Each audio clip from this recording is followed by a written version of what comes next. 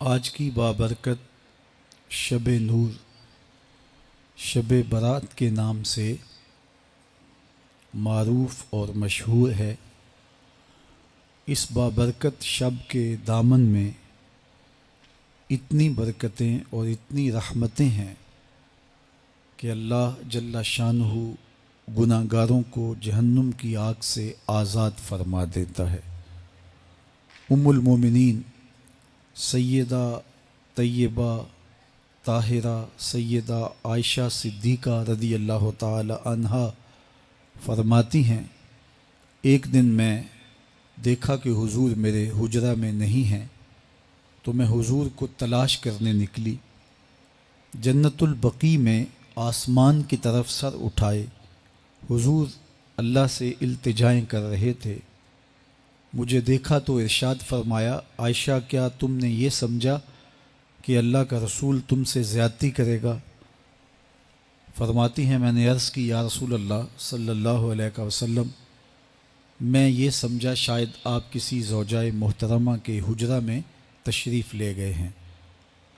فرمایا آج لیلۃ النصف من شعبان، شعبان کی 15ویں رات ہے، درمیانی شب ہے۔ اس رات کو اللہ تعالی جل شانہ آسمان دنیا پہ نزول اجلال فرماتا ہے اور قبیلہ بنو کلب کی بکریوں کے بالوں سے زیادہ لوگوں کو جہنم کی آگ سے آزاد کر دیتا ہے۔ قبیلہ بنو کلب عرب کا بہت بڑا قبیلہ تھا جو بھیڑ بکریاں پالتے تھے اور لاکھوں کی تعداد میں ان کی بکریوں اور بھیڑوں کے ریوڑ تھے۔ تو اس قبیلے کی بکریوں کے بالوں سے بھی زیادہ گناہ گاروں کو جہنم کی آگ سے آزاد کر دیا جاتا ہے۔ تو یہ وہ بابرکت شب رحمت ہے، شب نور ہے، جس کے دامن میں اتنی برکتیں ہیں کہ کوئی محروم نہیں رہتا۔ صرف وہ بد نصیب لوگ جو شرک میں مبتلا ہیں، جو سخت کینہ پرور ہیں، جو قطع رحمی کرتے ہیں، قاتل ہیں، عادی شرابی یا بدکار ہیں، انہیں اس مبارک رات میں محروم رکھا جاتا ہے، ورنہ اللہ کی رحمتوں کا عموم اس بابرکت راتوں میں اس قدر ہوتا ہے کہ کوئی گناہ گار جو اس کے حضور ہاتھ دعا کے لیے اٹھاتا ہے اور اپنا دامن پھیلا کے اس کی رحمتیں مانگتا ہے، اسے محروم نہیں رکھا جاتا، بلکہ اللہ سب گناہ گاروں کو جہنم کی آگ سے آزاد کر دیتا ہے۔ ایک روایت میں آتا ہے کہ اللہ لیلۃ النصف من شعبان، شعبان کی 15ویں رات کو آسمان دنیا پہ اپنی رحمتوں سے جلوہ گر ہوتا ہے اور فرماتا ہے کوئی رزق مانگنے والا، میں اس کی جھولیاں بھر دوں، ہے کوئی مغفرت طلب کرنے والا، میں اس کے گناہ معاف کر دوں، ہے کوئی مجھ سے عافیت مانگنے والا، میں اس کو عافیتوں سے نواز دوں، ہے کوئی فلاں چیز مانگنے والا، ہے کوئی فلاں چیز مانگنے والا، اس کی رحمتیں آواز دیتی ہیں اور یہ آواز غروب آفتاب سے لے کر کے طلوع فجر تک مسلسل بندوں کو دی جاتی ہے، اور بندے اس کے حضور اگر دست طلب دراز کریں، اپنی جھولی پھیلائیں، تو اللہ تعالیٰ ان کو ان کے مانگنے سے بھی زیادہ عطا فرماتا ہے۔ اس امت کو اللہ تعالیٰ نے اس طرح کی راتیں دے کر کے مغفرت، بخشش، غفران اور رحمتوں کی فراوانی نصیب کی ہے۔ میرے حضور نے ارشاد فرمایا ایک شخص صبح سے لے کے ظہر تک مزدوری کرتا ہے، اس کو ایک قیرات ملتا ہے۔ ایک ظہر سے لے کر عصر تک مزدوری کرتا ہے، اس کا وقت تھوڑا ہے لیکن اس کو بھی ایک قیرات ملتا ہے۔ اور تیسرا شخص عصر سے لے کر مغرب تک مزدوری کرتا ہے، اس کو 2 قیرات ملتے ہیں، جبکہ اس کا وقت دونوں سے کم ہے۔ فرمایا پہلی مثال یہود کی ہے، دوسری مثال نصارہ کی ہے، اور تیسری مثال میری امت کی ہے کہ اس کو تھوڑے عمل پر زیادہ ثواب دیا جاتا ہے۔ تو یہود اور نصارہ نے اس پہ برا منایا تو حضور علیہ السلام نے فرمایا کہ اللہ نے ان کے اجر میں تو کمی نہیں کی، لیکن مسلمانوں کو زیادہ اجر دے دیا، تو یہ اس کی کرم نوازی ہے۔ تو یہ تھوڑے وقت کی عبادتیں اور چند راتوں کی بیداری اور مخصوص اوقات میں اللہ کے حضور عبادت و ریاضت ایک گناہ گار کو کہاں سے کہاں تک پہنچا دیتی ہے، اس کے گناہوں کی معافی کا ذریعہ بھی بنتی ہے اور درجات کی بلندی کا سبب بھی۔ دیکھیے لیلۃ القدر ایک رات 1000 مہینے کی عبادتوں سے بہتر قرار پاتی ہے۔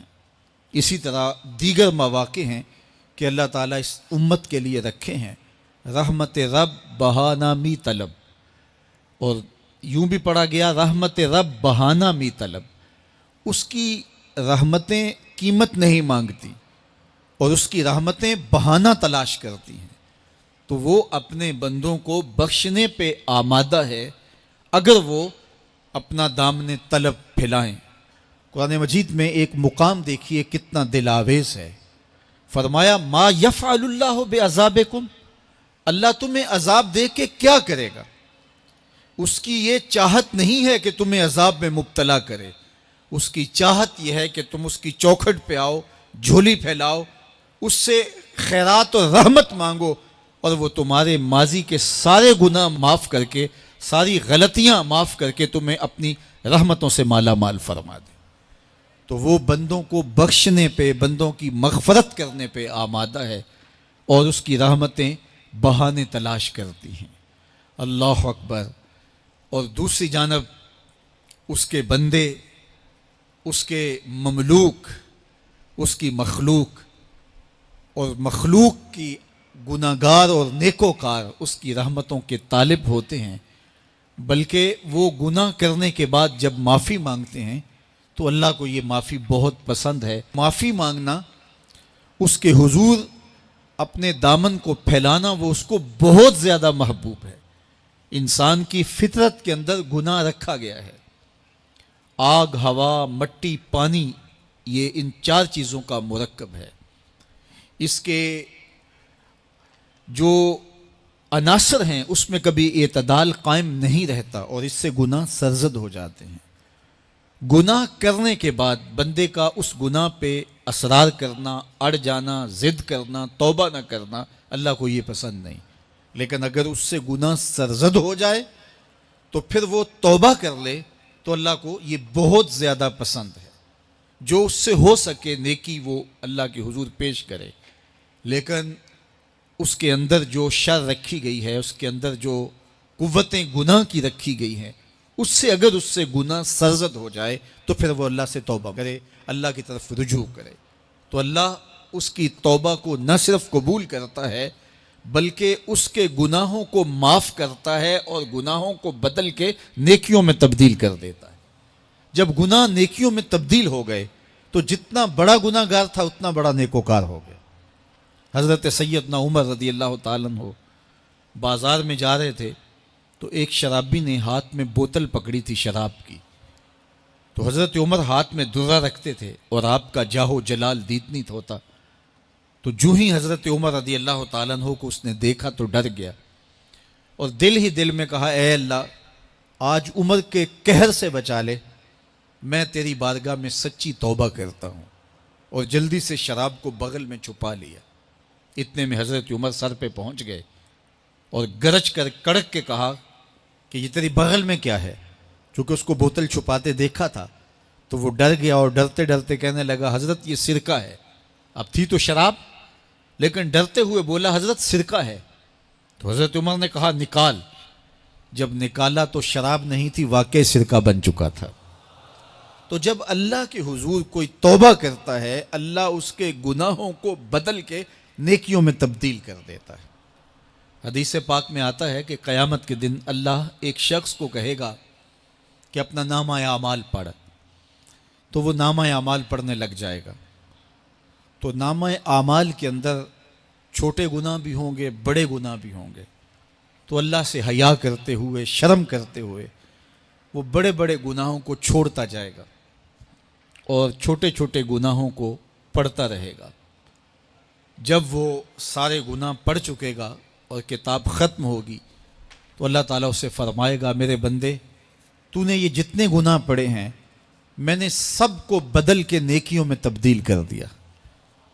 تو بندہ کہے گا، اللہ ابھی تو میرے بڑے بڑے گناہ رہتے ہیں جو میں نے پڑھے ہی نہیں۔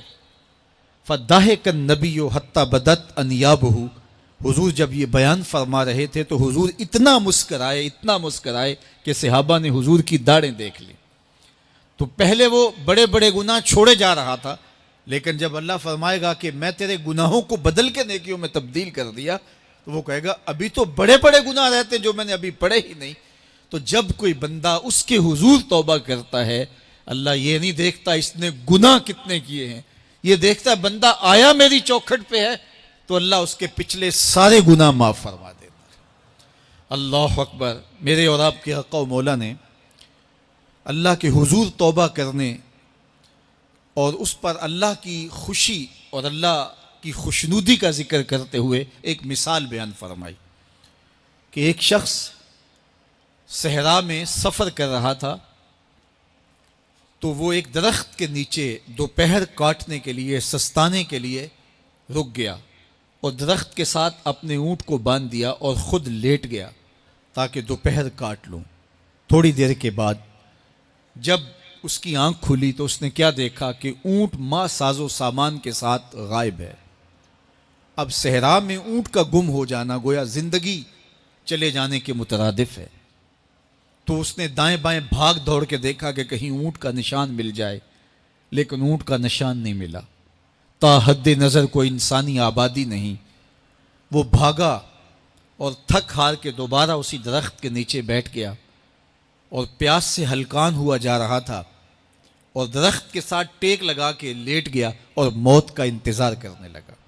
جن لوگوں نے صحرا کا سفر کیا ہے ان کو اس بات کا اندازہ ہوگا کہ کئی 100 میل تک انسانی آبادی ہی نہیں، اب نہ کچھ کھانے کے لیے بچا نہ کچھ پینے کے لیے بچا، اونٹ بھی غائب ہو گیا، توشہ بھی ساتھ ہی چلا گیا، تو اب ظاہر ہے سیدھی موت ہی نظر آ رہی ہے۔ تو وہ اس درخت کے ساتھ ٹیک لگا کے بیٹھ جاتا ہے اور موت کا منتظر ہوتا ہے۔ تھوڑی دیر کے بعد پھر اس کی دوبارہ آنکھ لگ جاتی ہے۔ جب دوبارہ آنکھ لگتی ہے تو تھوڑی دیر بعد پھر آنکھ کھلتی ہے۔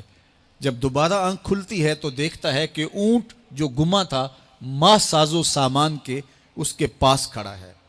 تو صحرا میں اس حالت میں اونٹ کا مل جانا زندگی مل جانے کے مترادف ہے۔ تو وہ اتنا خوش ہوا کہ خوشی کی انتہا نہ رہی، بلکہ مسرتوں کے ہجوم میں درک گیا اور کہنے کیا لگا، اللہم انت عبدی وانا ربک، اے اللہ تو میرا بندہ اور میں تیرا رب۔ کہنا تو یہ تھا کہ تو میرا رب اور میں تیرا بندہ، لیکن مسرتوں کا ہجوم ہی اتنا تھا، خوشیوں کا ہجوم ہی اتنا تھا کہ زبان پہ قابو نہ رہا۔ کسی کے آنے سے ایسے ہوش اڑے ساقی کے، شراب سیخ پہ ڈالی اور بوتل میں کباب۔ کہنا یہ تھا اللہم انت ربی وانا عبدک، لیکن اس قدر خوش ہوا جب بھی تیری قربت کے امکان نظر آئے ہم اتنے خوش ہوئے کہ پریشان نظر آئے۔ تو کہنا یہ تھا کہ اے اللہ تو میرا رب اور میں تیرا بندہ، لیکن خوشیوں کے ہجوم میں وہ کہتا ہے اللہم انت عبدی وانا ربک، اے اللہ تو میرا بندہ اور میں تیرا رب۔